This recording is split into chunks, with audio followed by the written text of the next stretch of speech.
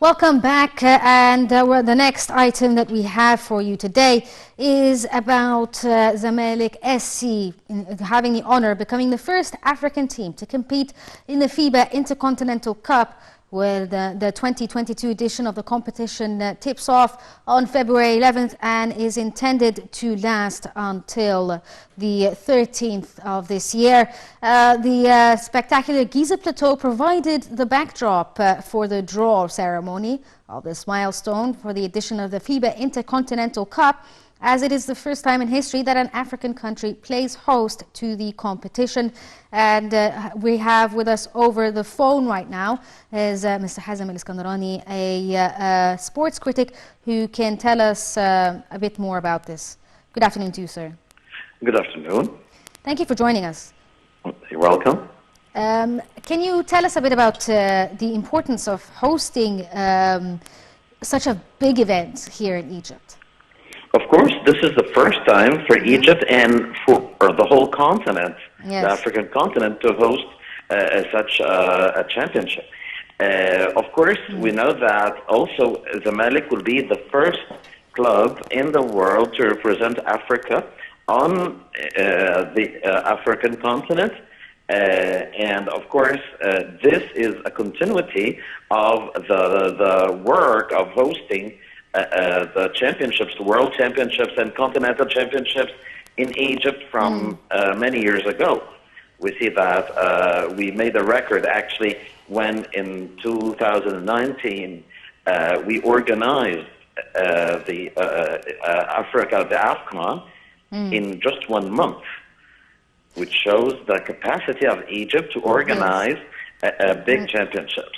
Again, we see last year, we saw that we organized the World Cup of Handball, and it was a great success. Also for the pentathlon, the World Cup of the pentathlon, we organized it, the shooting, the World Cup of shooting. So it's this championship is a continuity of the success of Egypt for hosting the international championships and competitions.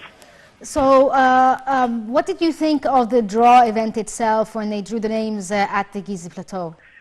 Actually, I agree with Mido when he made the draw, and he said that big teams, great teams, they must play against any team, even if it is the title holder of the last year, because San Pablo de Burgos is the title holder of this championship last year. Yes. And they are very ambitious because they want to break the record of Real Madrid as 5 times the title holder.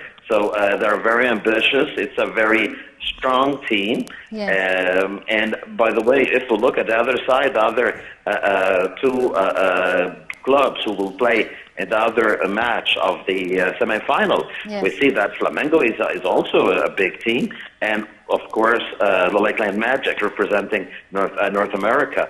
So it's a very big challenge for our team, for Zamalek.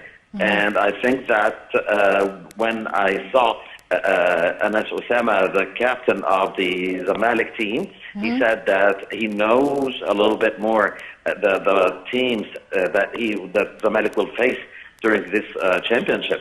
And he said that maybe it's different than football, because in football you find some big names who are really difficult to beat, but this is not the case for basketball. And this is a very optimistic, and it gives us a good hope that our team representing Egypt and Africa, Zamalek, will do well. Especially that there are measures that are taken so that the supporters of Zamalek will be present during the matches.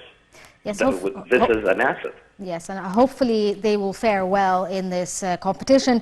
Mr. Hazem Askandarani, a sports critic, thank you so much for joining us over the phone. We're going to take a short break and move on to the next segment of the show.